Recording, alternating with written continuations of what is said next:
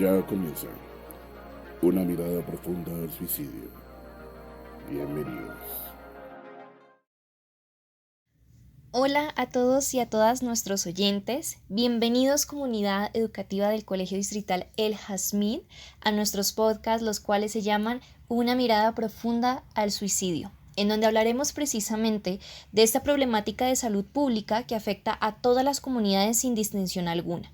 Por ello traeremos diferentes profesionales quienes nos puedan hablar sobre este fenómeno y aclararnos muchos aspectos centrados al mismo. Quien les habla, Daniela Alejandra González Riaño, psicóloga en formación, estudiante del programa de artes visuales, técnica en diseño de imagen y estudiante de la especialización en pedagogía para el desarrollo del aprendizaje autónomo de la Universidad Nacional Abierta y a Distancia UNAD.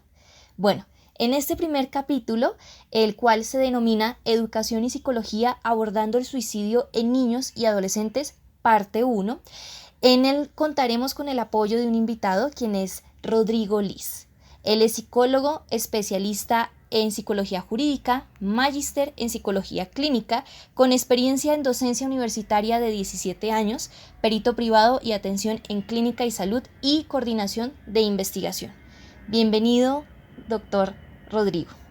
Bueno, buenas tardes Daniela, gracias por tu invitación a participar en esta entrevista. Estos espacios son muy importantes para aclarar algunas dudas con respecto a temas de interés y que desafortunadamente hacen parte actualmente de nuestra cotidianidad y ante la cual pues hay una serie de mitos que es importante también aclarar para evitar que el tema siga trascendiendo, creciendo y convirtiéndose cada vez más en un problema de salud pública. Bueno, realizaré la primera pregunta, y la cual es, desde su formación profesional, ¿podría explicarnos qué es el suicidio y cómo afecta a las comunidades de niños y adolescentes? Que yo soy psicólogo, especialista en psicología jurídica y magíster en psicología clínica, lo que de alguna forma me ha permitido tener una visión diversa y doble, por decirlo así, desde un punto de vista psicopatológico en clínica y desde psicología forense en psicología jurídica, lo cual es importante y de alguna forma también ayuda a generar algunas propuestas de prevención para estos casos. ¿Qué es el suicidio? Pues bueno, el suicidio es la conducta que genera el individuo para quitarse la vida. El suicidio definitivamente tiene una base fundamental a nivel psicológico en la cual confluyen una serie de variables que llevan a que la persona tome la decisión de quitarse la vida. ¿Cómo afecta las comunidades de niños y adolescentes? Actualmente, de una forma, influye definitivamente la conducta, es decir, esa afectación es grave. En la medida que existe carencias en una serie de factores de tipo psicológico que tienen que ver con estrategias de afrontamiento, los jóvenes se ven influenciados y de hecho uno de los factores de riesgo para la conducta suicida es que alguien cercano, un familiar o un amigo, compañero del colegio, se quite la vida. Esto puede fomentar en él el acto suicida, entonces por tanto se convierte en una conducta de riesgo y que pone en riesgo a la comunidad de niños y adolescentes, digámoslo así, en términos generales. A esto hay que sumarle también una serie de factores de tipo social que tienen que ver con las redes y los mensajes que están enviando o emitiendo que fomentan de alguna forma las conductas autodestructivas, entre las cuales está el arriesgar y exponer de alguna forma su vida y en el cual, o por medio de la cual algunos jóvenes pierden la vida. Hace poco ocurrió un caso, no recuerdo exactamente dónde fue, de una niña que tras seguir un reto viral falleció porque en el intento de cortarse la respiración, porque el reto era colgarse y cortarse la respiración por el tiempo que más pudiera, pues perdió la vida. No tuvo tiempo y seguramente quedó allí y perdió su vida. Entonces se convierte en un factor de riesgo muy importante todo ese componente social y de aprendizaje que se da a partir de la influencia para la conducta suicida. La segunda pregunta es, ¿cuáles son las características, posibles causas y factores de riesgo que contempla el suicidio en niños y adolescentes? Hay que partir por identificar las características de las personas que han cometido el acto suicida o que se han suicidado, que parten de un pensamiento. El pensamiento suicida, que en algunos casos puede ser algo muy incipiente, sin sentido, sin tanto significado y que muy probablemente no derive en ninguna conducta de riesgo, que a veces de forma cultural muchas personas lo tienen en medio de situaciones de estrés o de alguna dificultad en su vida, expresan, uy, quisiera morirme o cosas así por el estilo, pero de ahí no pasa. En el caso de tener la tendencia, va a trascender, o el segundo nivel sería una ideación suicida, que hace referencia ya a un pensamiento mucho más construido, mucho más elaborado, con un sustento frente a la posibilidad de quitarse la vida como una alternativa en medio de su situación y la dificultad para enfrentar los diferentes problemas. Esto ocurre cuando normalmente la situación supera la capacidad de afrontamiento del individuo. Entonces pasa de ese pensamiento a algo mucho más elaborado, como una explicación del pensamiento en la que dice, sí, claro, yo debo morirme porque no valgo nada, yo debo morirme porque nadie me quiere, yo debo morirme porque voy a dejar en paz al mundo, ¿sí? No le voy a hacer falta a nadie, que vendrían a ser ese tipo de creencias que tiene el individuo, que justificarían de alguna forma el siguiente nivel. Y obviamente cuando esto está elaborado, pues llega la planeación. La planeación hace referencia a, después de ese pensamiento, después de esa creencia, tomar una decisión de cómo lo voy a hacer, dónde lo voy a hacer y de qué manera lo voy a hacer. Voy a ahorcarme, entonces voy a utilizar una soga, voy a ir a un paraje, voy a ir a un árbol, voy a ir en mi casa, ¿sí? Me voy a pegar un tiro, voy a consumir algunas pepas que me ayuden a quitarme la vida. Yo recuerdo un caso de una persona cercana que se suicidó. Él se ahorcó en la mitad del parque central o principal de Facatativá, bueno, no recuerdo bien. Anunció de hecho ese acto y hasta donde alcanzaron a encontrar, él lo hizo como un acto simbólico también, como para enviar un mensaje a los demás. Es decir, él llegó a la última que es el acto suicida. Pasó por pensamiento, creencia, planeación y finalmente realizó el acto suicida. En el caso de él, perdió la vida, se quitó la vida y hay otros casos en los que llegan al acto suicida pero no fallecen por alguna circunstancia, alguien los salva, el intento falla y alguna otra circunstancia que evita que fallezca. Factores de riesgo en suicidio hay varios. El haber sido víctima de maltrato por parte de papá y mamá o de sus cuidadores, sufrir de bullying en el ámbito escolar, ser niña. Se dice que las niñas tienen más probabilidades de actos suicidas, igual que las víctimas de abuso sexual, es otro factor de riesgo que da o genera la tendencia a la conducta suicida.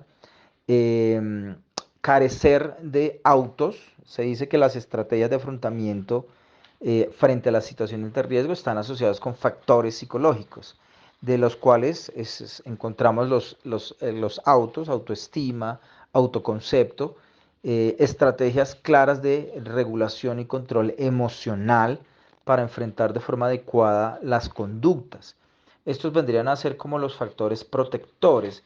Obviamente la carencia de ellos se convertiría en un factor de riesgo para la conducta suicida.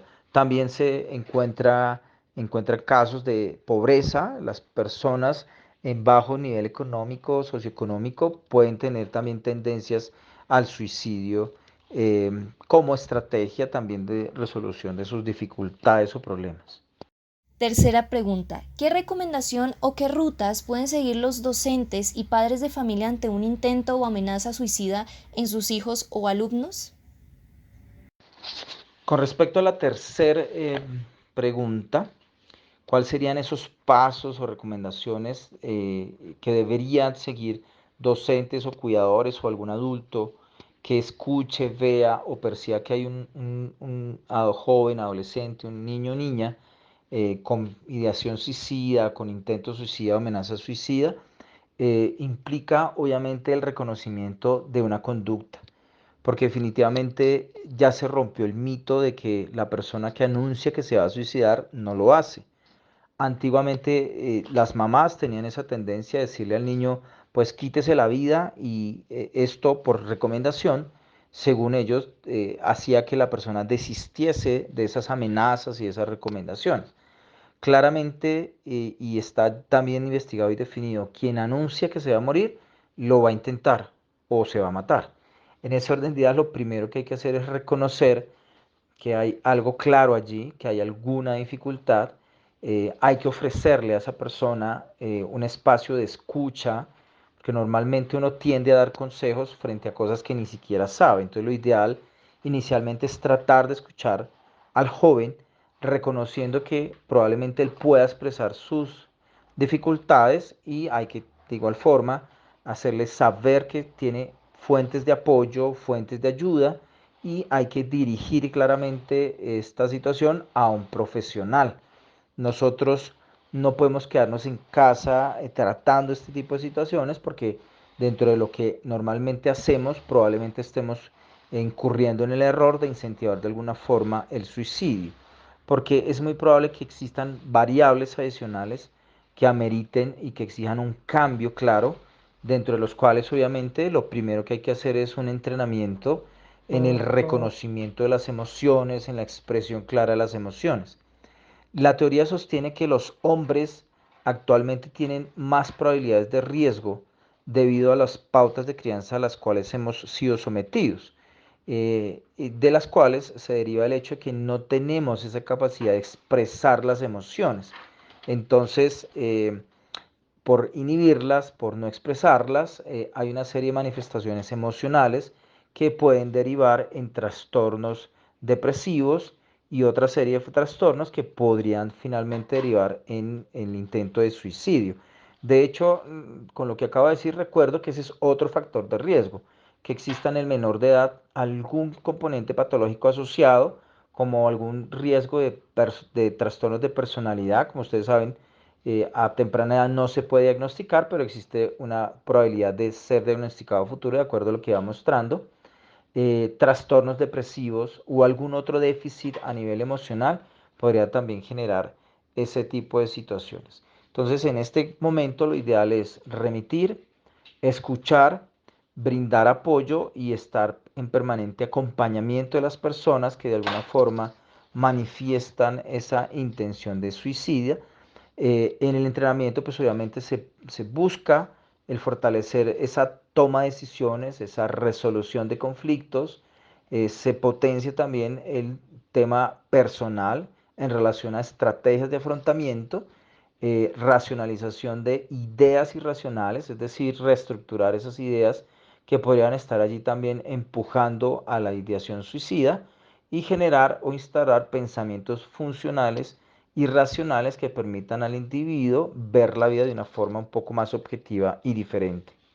Cuarta y última pregunta, ¿cuáles son las etapas que desde un proceso clínico contempla el suicidio?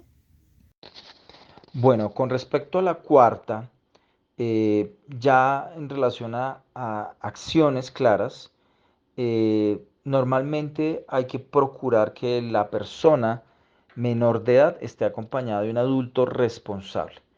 No está en manos de una persona que no esté calificada el manejo de un acto suicida. Lo ideal es siempre remitir a un profesional capacitado e idóneo para que haga la valoración adecuada y determine si el riesgo es latente y puede llevarse a cabo o no. Y obedece probablemente una crisis emocional que pueda tener el individuo frente a alguna situación estresante. En ese orden de ideas, pues obviamente empieza el proceso que tendría que estar primero en manos de un profesional de psicología, quien desde la visión cognitiva o cognitivo-conductual empieza a hacer una reestructuración desde la evaluación e identificación de los pensamientos irracionales para empezar a potenciar las capacidades de afrontamiento, la visión objetiva, ¿sí? Las técnicas de relajación en caso que haya necesidad y todas las que sean necesarias. De tal modo que la acción eh, eh, primordial, importante y realmente necesaria en estos casos es remitir y acompañar con un profesional. Entonces el rol que deben asumir todos los que están a su alrededor es un rol activo pero de escucha, en su rol activo pero de orientación a una toma de decisiones que implique el acompañamiento de un profesional. Y por último, las 5, considera ay no, mentiras, perdón, teniendo presente su formación como especialista en psicología jurídica, podría por favor contextualizarnos sobre este fenómeno desde esta área. En el caso de la psicología jurídica, la visión presente acá está más encaminada a la identificación de los factores asociados a la conducta suicida, como en el componente jurídico no hay inmerso todo lo relacionado con el aspecto clínico. La intervención del campo jurídico se limita a dos aspectos. Uno, la prevención desde acciones psicoeducativas en forma individual o grupal para grupos de jóvenes, obviamente tendiente a potencializar actividades adecuadas, tomas de decisiones adecuadas, que permita que el estudiante, en caso que tenga este tipo de pensamientos, acuda a un profesional. Digamos que esa sería la orientación desde la prevención. Hablando de forma directa y clara, también se ha roto el mito de que preguntarle a una persona si se quiere suicidar incentiva el acto suicida. Eso no es cierto. Abre la posibilidad a un diálogo más claro y preciso frente a la situación y permite identificar de mano directa la posibilidad o el riesgo existente. Obviamente, esto lleva a que se dé un plan de intervención. En el caso de la psicología jurídica, ahí llega en primera instancia ese límite, pues, que implica el reconocimiento, la prevención y la remisión. Y en un segundo caso sería la identificación desde el proceso tras la muerte de un individuo que ha sido probablemente identificado como un acto suicida. Entonces allí el psicólogo jurídico tiene que hacer un proceso en retrospectiva para determinar si el acto cometido obedece a una conducta suicida o es un homicidio camuflado con un acto suicida. Entonces allí, igual que hace el médico forense, se hace una autopsia psicológica que implicaría ese proceso de recogida de información en retrospectiva para sacar un perfil que apunte a que evidentemente existía tendencia a la conducta suicida o por el contrario era una persona que no tenía ese tipo de pensamientos, no tenía conductas de aislamiento, nunca dio señales de quitarse la vida, tenía estrategias de afrontamiento adecuadas, manejaba los problemas de forma adecuada, tenía una clara y satisfactoria vida, estaba contento y satisfecho con su proceso de vida, por tanto el riesgo era mínimo. Ese vendría a ser como el rol que desde la psicología jurídica se realizaría, porque como ya lo mencioné, existe una tendencia a repetir conductas y se convierte casi que en un modelo.